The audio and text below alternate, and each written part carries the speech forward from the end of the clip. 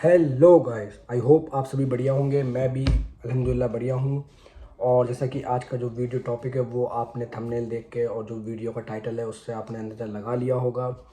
तो उससे पहले मैं दो तीन बातें बोलना चाहूँगा कि भाई सब्सक्राइबर 2000 कंप्लीट होने वाले हैं। तो भाई बताऊँ एक चीज़ जो मुझे कहनी है कि भाई मेरी जो वीडियो पे जो व्यूज़ आते हैं, मान लीजिए अगर मेरी वीडियो पे 24 घंटे में 500 व्यूज़ आ रहे हैं, तो 500 व्यूज़ में से क्या होता है, 200 लोग तो वो होते हैं जिन लोगों ने मुझे सब्सक्राइब कर रखा होता है।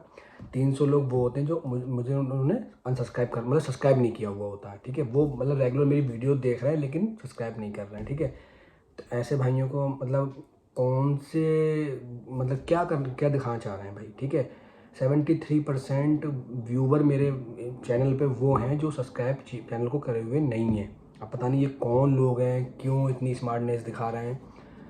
खैर कोई नहीं, बस वो तो कंप्लीट हो जाएंगे इंशाल्लाह। 2000 सब्सक्राइबर जो है कंप्लीट हो जाएंगे।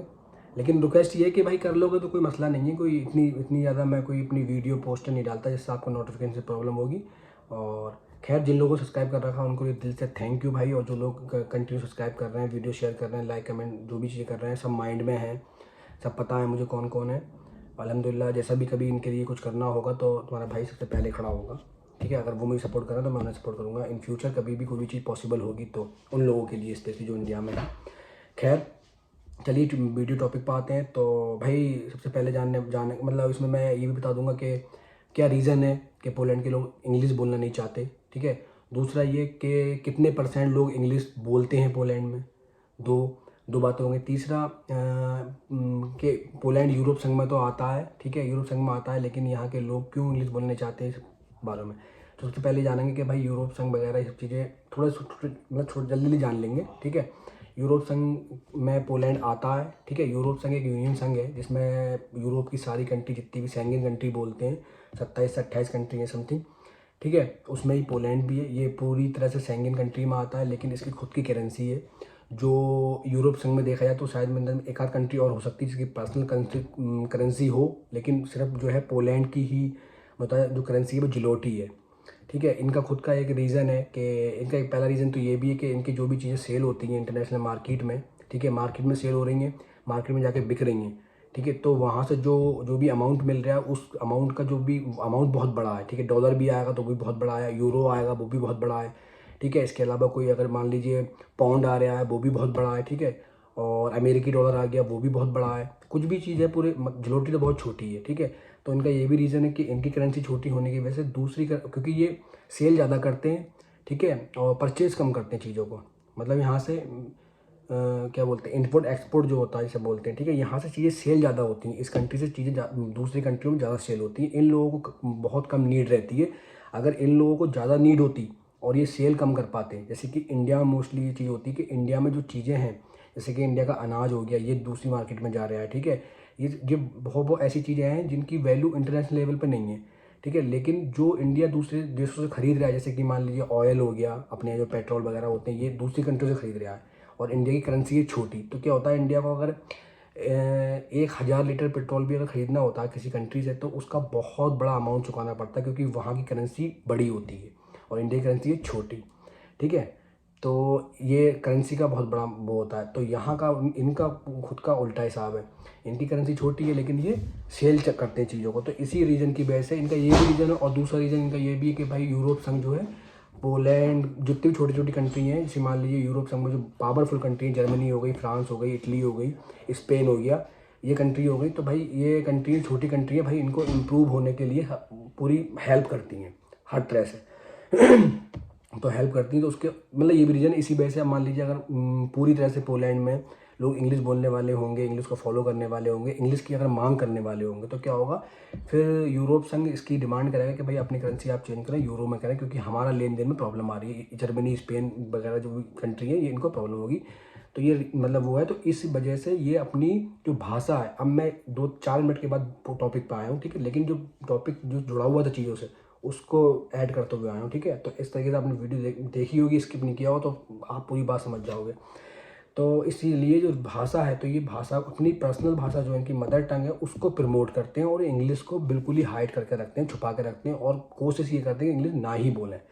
अब इंग्लिश मतलब अब भाषा पर आते हैं तो इंग्लिश मतलब कितने परसेंट लोग बोलते हैं, कहाँ के लोग बोलते हैं, कैसे बोलते हैं, मतलब ऑल ओवर पोलैंड में जो मोस्टली ग्रामीण एरिया के लोग होते हैं, गांव में रहने वाले होते हैं, ये इंग्लिश को उनके इतनी ज़्यादा समझ नहीं होती। लेकिन जो सिटी वगैरह में रहने वाले लोग होते हैं ये स्पेशली अच्छी भाषा जानते हैं इंग्लिश के बारे में, बहुत अच्छा नॉलेज होती है इंग्लिश के लिए और अच्छी इंग्लिश बोलते हैं। कई बार ऐसा चांस हुआ कि अगर मैं कहीं पे भी जा रहा हूँ किसी चीज़ के बारे में पूछ रहा, तो मैंने पूछा कैन यू स्पीक इंग्लिश, तो सामने से क्वेश्चन आएगा या यस बट लिटिल बिट। ठीक है, इसका मतलब है कि बहुत कम जानता हूँ मैं, ठीक है, बहुत थोड़ी सी भाषा जानता हूँ। और जब तुम उनसे बात करोगे, कन्वर्सेशन करोगे आपकी, तो भाई क्या होगा कि वो आपसे अच्छी भाषा इंग्लिश बोलता होगा। ठीक है, और हमने 2 वर्ड याद कर लिए तो हम समझ रहे हैं इंग्लिश बोल रहे हैं। ठीक है, और वो क्या, तो उनका यही रीज़न है भाई कि वो अपनी जो उनकी खुद की भाषा पॉलिश उसको प्रमोट करते हैं और इंग्लिश को साइड करके रखते हैं और उसके बारे में कोई बात करना नहीं चाहते। ये रीज़न है इनका। ठीक है, क्योंकि उनके बेनिफिट ज़्यादा है। तो आपको पता चल गया होगा कि भाई पोलैंड की भाषा जो है वो पॉलिश है। अब भाषा पॉलिश है और इंग्लिश किस तरीके के लोग बोलते हैं, कब बोलते हैं। अच्छा, बहुत रेयर केस होता है कि जब आप मान लीजिए किसी भी जगह पर जा रहे हो और आपने कुछ ही सामान वगैरह परचेज़ किया, उनको लग रहा है कि सामने वाले बंदे से हमें बेनिफिट है, ठीक है, और दूसरा कोई ऑप्शन नहीं है, तब आप उनसे पूछोगे तब वो बोलने लगेंगे कि हाँ ठीक है मैं बोल लूँगा, मतलब जानता हूँ, थोड़ी बहुत जानता हूँ, आप बात कर सकते हो। मतलब उनको लग रहा है कि हाँ हमें बेनिफिट हो रहा है, अगर हम नहीं बोलेंगे तो बात नहीं बनेगी, बात नहीं बनेगी तो सामान हमारा बिकेगा नहीं। ऐसा कोई भी अगर मान लीजिए मतलब सामने सिचुएशन आती है, तब वो इस उस बेस पे वो बोलते हैं। ठीक है, और अदरवाइज़ वो भाई नहीं बोलना चाहते और वो कोशिश करते हैं कि आप उनसे जो है पॉलिश में ही बात करें। ठीक है, तो ये तो हो गई भाई। अब बात आ गई कि हम पॉलिश, अगर कोई बंदा यहाँ पॉलिश आता है तो वो क्या करे। ठीक है, अब मैं तुम्हें बताऊँ पॉलिश, कोई भी इंसान किसी दूसरे देश की भाषा सीखना नहीं चाहता, मैं अपनी पर्सनल बताऊँ, क्योंकि भाई माथापच्ची हो जाती है। पॉलिश भाषा भी अपने आप में एक क्या ही है। ठीक है, जैसे मैं तुम्हें कुछ 2-3 बातें पॉलिश के वर्ड बताना चाहूँ। जैसे जैसे हेलो बोलना है किसी को तो चेस बोलेंगे। चेस अपने यहाँ जो लोग ड्रिंक करते हैं चेस बोलते हैं, वो यहाँ पे हेलो होता है। चेस के अपोजिट में होता है शेष। शेष जो अपने यहाँ एक मैथ में, हिंदी में अगर कोई मैथ किसी ने पढ़ी उसमें होता है शेष, बचा, इतना शेष बचा, जो शेष होता है उसको यहाँ बोलते हैं वांट, चाहना। उसका मीन्स होता है चाहना। जिन दोबरे इट मीन्स गुड मॉर्निंग, दो विजीनिया गुड नाइट, समझ रहे हो, इस तरीके के वर्ड होते हैं। तो यार ये माथा पच्ची हो जाती, मतलब हो जाती कि हाँ से कौन सीखे, क्या से क्या करें। फिर इसमें भी बहुत ज़्यादा कन्फ्यूज़न है भाषा में भी। ये जब तुम ट्रांसलेट करोगे गूगल से तो प्रोनाउंस कुछ होगा, मतलब दिखेगा कुछ वर्ड पढ़ने में और प्रोनाउंस कुछ होगा, क्योंकि साइलेंट बहुत है अपने इंडिया में। मान लीजिए नॉलेज है, ठीक है, तो उसमें के साइलेंट है, एक ही वर्ड। इसमें क्या है, अगर पूरा वर्ड है, ठीक है, तो उसमें 2-3 वर्ड साइलेंट है।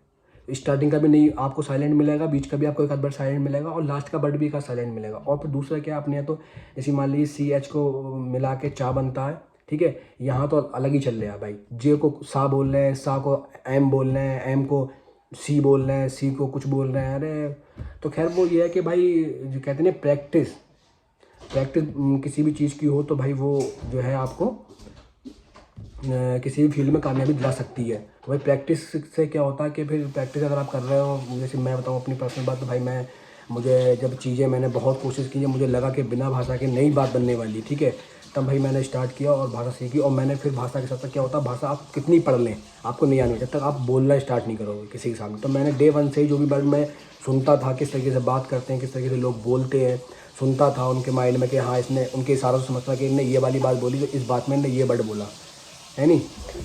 तो वो सारी चीज़ों को मतलब करते हुए, ध्यान में रखते हुए फिर जो है मतलब स्टार्ट करने के बाद में 1 मिनट, अब भाई मैं किचन में बैठा हुआ था, वहाँ दूसरा बंदा आया तो उस बंदे ने पानी वगैरह चला दिया, वो बहुत शोर हो रहा था, मैं सोचा कि लाओ कर लो। तो भाई जैसे मान लीजिए अब सॉल्यूशन इसका ये, भाषा तो मैं समझा दी कि भाषा क्या है भाई और क्या है। अब इसमें मैं एक चीज़ बताना चाहूँगा, बस ये बात करके फिर वीडियो एंड होती है कि भाई देखो पोलैंड किसी भी कंट्री की कोई भाषा भी है, आपको बिना सीखे काम नहीं चलेगा, ठीक है भाई। हाँ, और अगर आपको इंग्लिश भी नहीं आ रही है और पॉलिश भी नहीं है तो आप कैसे, अगर मान लीजिए इनकेस कहीं आप अकेले फंस गए तो क्या करोगे, ठीक है भाई। तो कोशिश ये है कि थोड़ी बहुत तो इंग्लिश आनी चाहिए, ठीक है, पहली बात।